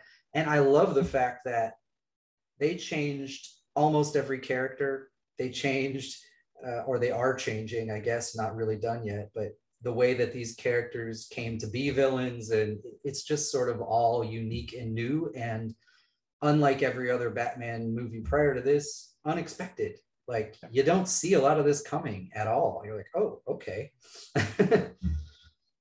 So yeah, I mean, I don't know what we're doing with scales or anything, but I mean, I pretty much give it 5 stars, or at least 4.5. Just knocking it for maybe a little bit, being a little bit too drawn out in some places, but ultimately very good, and love that they brought in the detective aspect of it so much in this, because that is Batman of the comics, the greatest detective in the world, right? That's what it's supposed to be. So yeah, really. Of every Batman you've watched, what do you rank it? Every Batman movie? Yeah. You know, I think I've told you guys before that the Keaton Batman was always kind of one of my favorites, and a lot of the reboots that have happened felt like, well, in some sense wasteful, but I mean, some of them are good, but don't get me wrong. But, you know, I feel like they were just on a path of, hey, we got to go darker, and we got to make him like almost godlike or something, right? Like they took away, the Keaton Batman was a man. All the ones that followed got more and more ridiculous to where they might as well have had superpowers, you know, like just insane, especially when you get to Batman versus Superman stuff. Like, yeah. So I think if I look at it like that, this story, and part of it is the times, and part of it is bringing so much of contemporary sort of issues into it and making it much more realistic. I think it is now probably my favorite Batman movie that I've seen. All right. Yeah, I agree. Thoughts on the movie, and then where you rank it? I'll start with, I rank it as the top Batman movie I've seen. This is my favorite style of Batman, right? Stripped down, man in a suit, detective, not superpowered Batman, like Eric just said. So this is the way I like my Batman, and so that starts there, which is why one of the reasons it's my favorite. I liked the grittiness. I liked the noir style of all of it, and I loved. I think exactly what Eric said. There's new takes on the other characters and how they came into being villains, and it's all new and cool. Yeah. And I love that he's not super gadget focused, right? He doesn't have, one of the things in the 89 Batman, he's like, where does he get those wonderful toys? Right. Right. He doesn't have a plane, and he doesn't have a copter, and he doesn't have, all the stuff. He's just got a couple of things. Oh yeah, when he pulled out the grappling gun, I was like, "Oh shit, he's got it." Okay, it actually took me by surprise. I was like grappling gun, video recording, contact lenses, and Batmobile is essentially it. Definitely more grounded in reality. Yeah. All right, so yeah, I would say, I mean, I agree with Eric. It could have been shorter. I can't wait for Monday. Now I know what I'm doing Monday, Right. with more pauses, but I'm going to do it Monday. No, I loved the detective side of this thing, and again, like we've done before, I'll apologize to Robert Pattinson for making fun of him. Not too much, because it's what I do, but we said wait and see, and we wait and saw, and I'm totally impressed. I'm looking forward to what else is going to happen. I loved a lot of the other characters in this movie, and everything that they did here was great. As far as where I would rank it, it's at the top. To me, I think, and 89 Batman to me has its spot as far as comic. Like, I loved Michael Keaton as much as everybody wanted to make fun of him at the time. Looking back, that was like the comic accurate, like, Batman for the time, right? I like that one, and I can't wait to see what they do with him and the other shit that's coming up. This one, I think for me, I put it just below Dark Knight. And really the only reason I do that is because of how much I loved Heath Ledger as the Joker, which again, another one where everybody complained about the fucking casting. But I loved his Joker. Loved it. He made that whole fucking movie for me. Christian Bale, to me, is not the best Batman. He's probably about third or fourth down for me.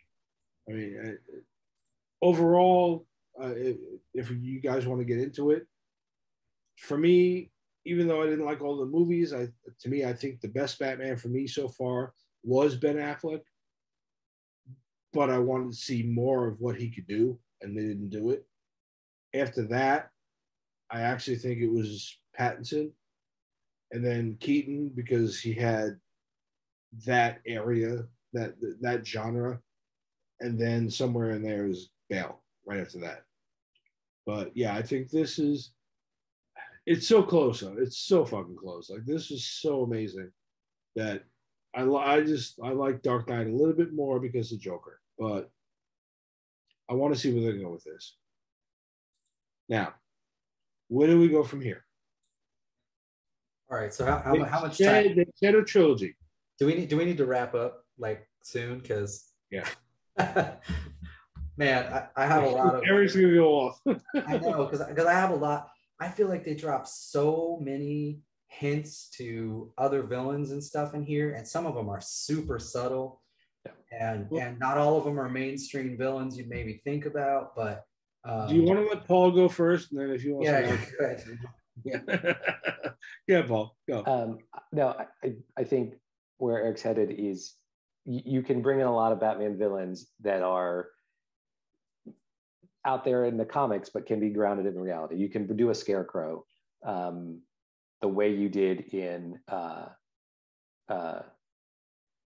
Knight.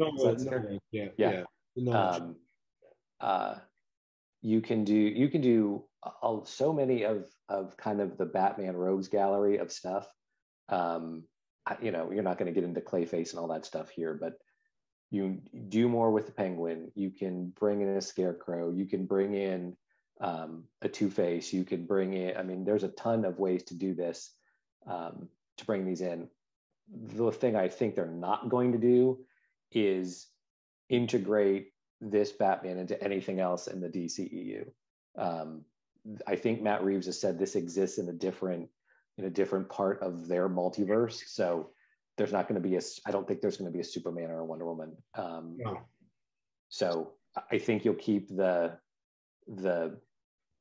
gritty detective stories, and you can even do the Long Halloween, do it actually the way the comic book did it. Because that's a lot, plays out over the course of a year. It's a great sort of mystery story. The Court of Owls. Yeah. Yeah. And I hope they don't do a Robin. I hope they don't do that. No, I don't think this Batman needs a Robin. Oh. Which is funny because every other iteration, like, it kind of needed a Robin. This one doesn't. Good. Paul, whenever you need to log off. Make sure Paul gets his thoughts out. I'm going to end up holding him hostage when he starts listening to me. All right. So I think we have heard rumors leading up to this that there was maybe 6 villains, 7 villains, and several of these aren't confirmed in this movie anyway, or aren't confirmed at all. But I have a lot of thoughts here. So Joker's obvious, right? That's going to happen. There's really no question. That in scene lays it out, right? I think you mentioned Two-Face. There's a perfect segue for Two-Face here because the DA for the city just got killed. Mm-hmm. Got his head blown up. That's a perfect way to bring the Harvey Dent in as the new DA and have a Two-Face at some point in this trilogy, right? Yep. And so that one's also, to me, pretty easy. You mentioned the serum. Maybe there's a Bane tie there. Maybe somebody helped him make that serum. Maybe that same guy gave that serum to somebody else. It could lead to a Bane character down the road. But there's some other interesting ones that they dropped, what I think are little hints for that maybe aren't so obvious, right? So the first one that comes to mind is Hush. And yeah, I say that for a few reasons. So Hush, his real personality or his real persona or whatever is Thomas Elliot, right?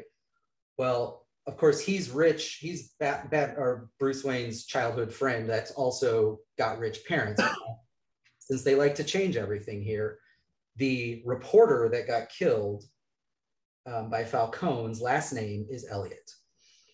What if his reason to become Hush is and be against Wayne is his father had, or Wayne's father had his father killed, essentially, right? And they could play it up like that. They could maybe have him be in an orphanage. Maybe he knew Riddler or something. It's a way to bring him in. And the other reason I say Hush is because you guys saw that Rattlata whatever.com thing that's in the closers insane, yeah. Right? If you go to that website and you solve the riddles, there's a little like black and white movie thing that plays of Thomas Wayne's campaign. And it has Hush ! Written across the front of the video. Oh, I didn't see that. Really? Yes. Oh, I think you just cracked open the sequel. So I think there's definitely a play there. First. The other thought I had was, you guys mentioned Robin. Maybe they skip Robin, but bring in a Red Hood. And the way I think they could do that is, you remember that beginning fight scene where he's fighting that Joker team and he leaves one that he doesn't fuck with, the guy that's face is half painted, and he clearly like has some admiration for Batman or whatever. Well, what if that kid is Jason Todd and maybe he doesn't become Robin? Maybe he becomes the Red Hood sort of variant that's later, right? Yeah, it could be. It's just a thought. They didn't really drop any other, hints towards that or anything, but maybe he gets the same idea like the Red Hood did. He could train other people to sort of be, vigilante vengeance guys or whatever, and end up being opposed to Batman, not wanting to necessarily, but just taking the wrong path. And but the Red Hood had a Batman-esque outfit and stuff, right? In the comics. I mean, maybe he could be like, he looks up to Batman, that fight scene happened, he realized he didn't want to be part of that sort of underground gang thing, but he takes another road. The Penguin I also skipped, but that one to me is super obvious. Now the Penguin, there's a big gap because of Falcone. It's easy for the Penguin to now become sort of more of a leader type and take over that. And maybe, again, I don't think he's going to be the Penguin in the comics, but it's a way for him to rise up within the mob group and sort of become a real threat to Batman or to Gotham. So. And this movie made me look forward more and more to that series now. Like, I shit on it. I shit on the whole idea because I was like, the movie didn't even come out yet. But now I'm like, okay, never mind. I see it. For me, like I said, I loved this movie. I think the only thing, I'll just go broad term because I really don't know what they want to do with this. Keep Joker where he's at, right? Keep him in Arkham. Keep him behind the glass. Bring back that deleted scene, but not, like reshoot it for the next movie, make it pertinent to that movie. But do a Silence of the Lambs thing where Batman goes to talk to him in the sequel. But while Joker's talking to Batman, he's also kind of pulling the strings, kind of like a Long Halloween or some of these other novels where he's been stuck in Arkham and he's kind of manipulating people from the background all through the second movie. And then when you get to the third movie, somewhere in Act 1, he breaks out. And then that's where you get your actual, your full-blown Joker movie where he's just running amok through the whole movie after Act 1.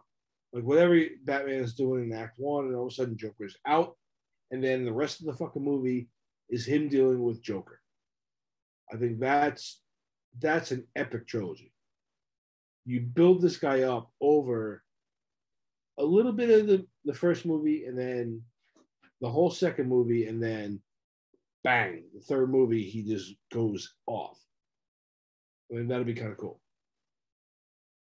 But, we'll see. I think one more thought that you guys put in my head, Court of Owls. So that would be very cool. Yeah, because what they've done here is establish that there's these wealthy Gotham families or whatever, like the Waynes. They hint towards the Arkhams without really explaining anything. There's this fund that exists, which they never really close. Like, apparently the fund still exists and there's still people, pulling money out of it everywhere. Perhaps it is at this point, maybe not by the fault of Thomas Wayne, but a large fund that's used to sort of influence politics and crime and, organized crime and other things in the city. And maybe not Wayne's family, but the Arkham family and the other rich families that exist in the comics could found ways to manipulate it. Yeah, and could kind of be behind all of this. And if this is truly going to be a trilogy that exists contained kind of with its own thing, I mean, that could be hinted at and then revealed in the end, the third movie or whatever, that really it's these rich, wealthy families kind of pulling all the strings, behind the scenes. Yeah. And all doing that using Bruce Wayne's father's fund that he set up, before he died. Yeah. All right, sweet. All right, so nothing else, right? I think we covered it all. Yeah, I think so. Good. We're an hour short of the runtime, but we did pretty good tonight. It's fucking movie. All right, well, let us know what you guys thought of the Batman. Like, subscribe, ring a bell. Tell us what else you want us to review. Hit us up at whatifgeeks.com, whatifgeeks@gmail.com, Facebook, Instagram, Twitter. Light up a What If Geeks symbol, and if you actually pay attention to our website, you'll see that we actually have that in there. And tell us what you thought, and we will catch you next week when we review something else. All right, that's it. Good night, Tony. Good night, Mr. Pattinson. Sorry again about what we said earlier. Good night, D.A. Gil Colston forever.